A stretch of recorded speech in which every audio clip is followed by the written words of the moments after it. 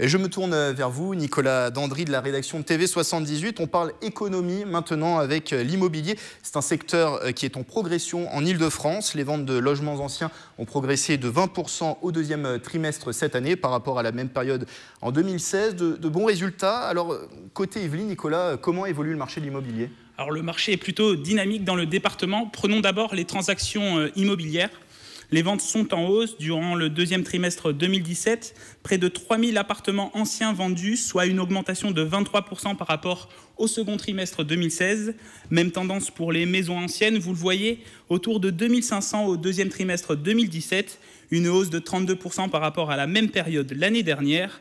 Mathilde Tréca-David, notaire associée à Guyancourt, nous explique les conditions de cette situation. Aujourd'hui, je crois qu'un des facteurs importants, c'est quand même les taux. Les taux des prêts qui sont intéressants. Les gens investissent beaucoup en se disant on profite des taux intéressants. Et puis le dynamisme, l'activité qu'il y a autour de chez nous. Il y a beaucoup d'entreprises qui s'installent, donc ça fait venir pas mal de gens.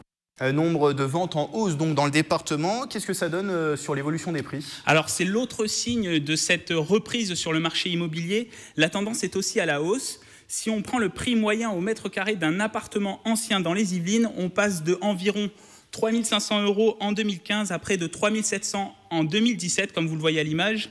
Concernant les maisons anciennes, même constat, le prix moyen a augmenté de 4% entre 2015 et le deuxième trimestre 2017. Il dépasse aujourd'hui les 360 000 €. Pour finir, Nicolas, zoomons sur la situation de l'immobilier à Saint-Quentin en Yvelines. Que faut-il noter ? Eh bien, Grégory, la conjoncture est similaire à celle du département. En 2015, près de 2300 transactions immobilières avec un prix moyen au mètre carré de 3 040 €, maisons et appartements anciens confondus. À noter que 60% des acquéreurs sont des jeunes travailleurs entre 20 ans et 40 ans. À ce propos, je vous propose d'écouter l'ancien président de Saint-Quentin en Yvelines qui va parler des facteurs d'attractivité du territoire. C'était au micro de Michael Elmidoro il y a quelques semaines. Nous avons un endroit où il y a une qualité de vie exceptionnelle quand même. Nous sommes à l'ouest de Paris, nous sommes bien desservis aussi. Et alors si on se penche plus précisément sur certaines communes de l'agglomération, on voit que sur cette carte, les prix médians au mètre carré d'un appartement ancien entre 2011 et le premier semestre 2016, et comme vous le voyez, Voisins-le-Bretonneux, Montigny-le-Bretonneux et Guyancourt ont une médiane supérieure à 3 500 € le mètre carré.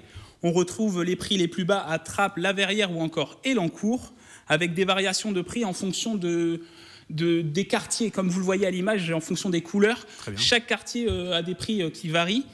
Même constat pour les maisons anciennes. Trappes et La Verrière sont les villes les moins chères. En revanche, les prix médians dépassent les 350 000 € à Manille-les-Hameaux, Voisins-le-Bretonneux, Guyancourt ou encore Montigny-le-Bretonneux.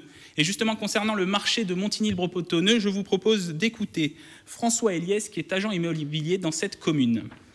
Sur les quelques dernières années, on a ressenti une petite baisse de l'immobilier au niveau national, avec certaines régions qui allaient jusqu'à moins 15, voire moins 20% en termes de baisse de prix, alors que sur Montigny, la baisse n'a été que de 3 à 5 points maximum.